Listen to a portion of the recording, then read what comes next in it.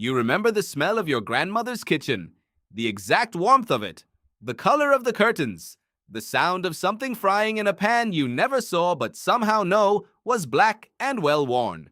You remember it so clearly that it almost feels like home. But here's the question no one ever asks you. Were you actually there? Memory feels like a recording.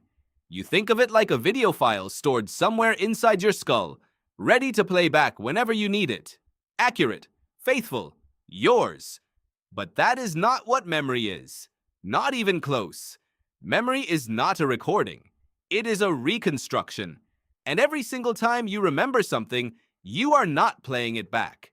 You are rebuilding it from scratch. And in that rebuilding, other people's experiences, other people's emotions, other people's entire lives can slip in and become indistinguishable from your own. Think about that for a second. The things you are most certain you lived through might not have happened to you at all.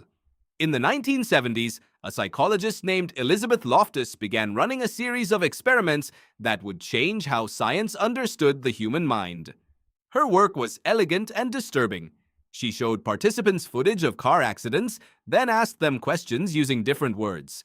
When she asked how fast the cars were going when they smashed into each other, people reported speeds nearly 30% higher than when she used the word contacted. Same footage, same people, different word, completely different memory.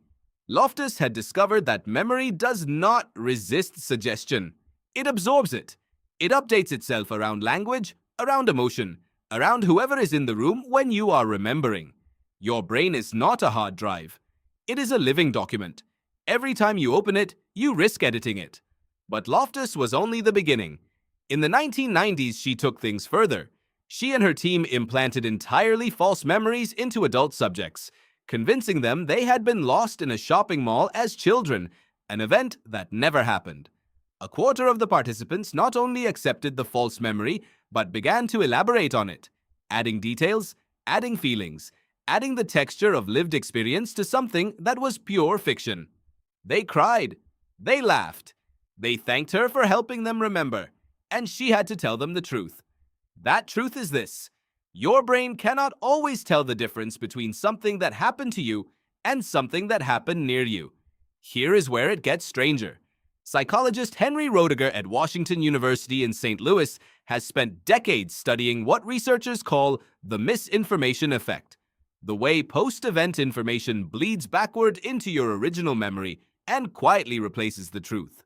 When you talk to a friend about something you both experienced, you are not just sharing your memory. You are updating it. You are absorbing theirs.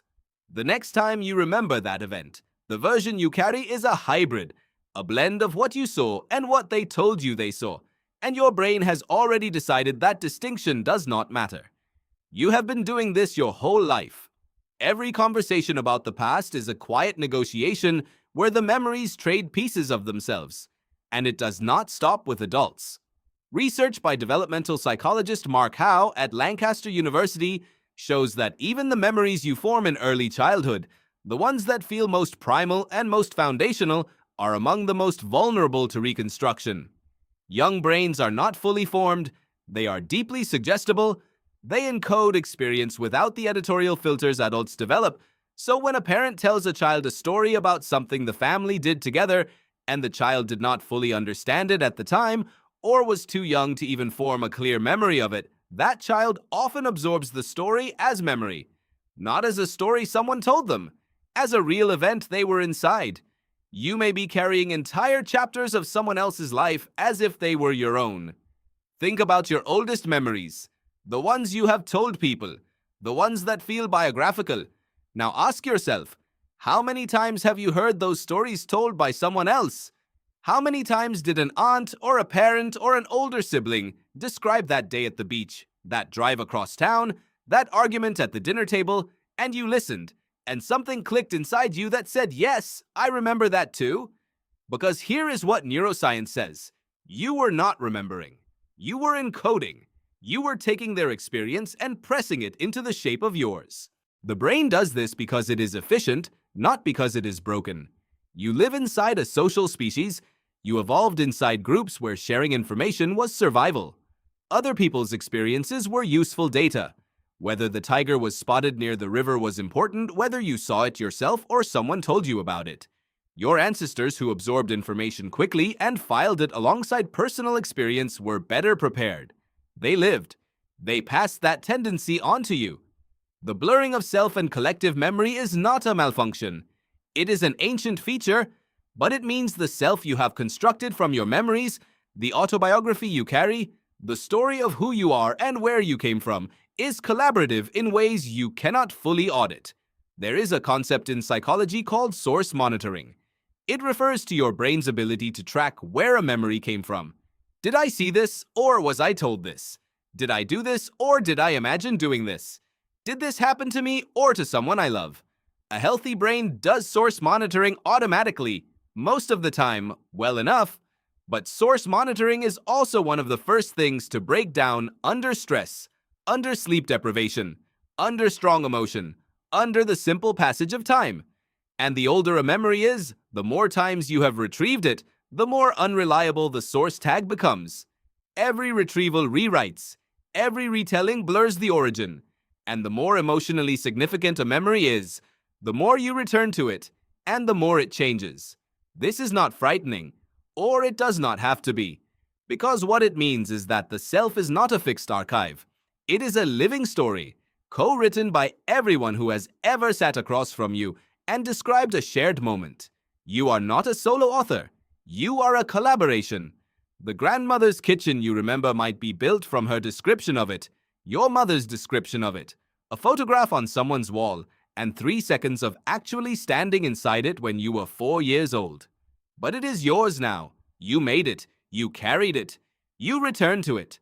And in returning to it, you gave it meaning that none of its original pieces had alone. The ancient part of your brain does not care about the distinction between your experience and borrowed experience. It cares about the story that helps you navigate the world. It cares about the emotional truth of what you believe happened, not the forensic accuracy of it. And most of the time, that is exactly what you need. But here is what you carry forward into the life you are living right now.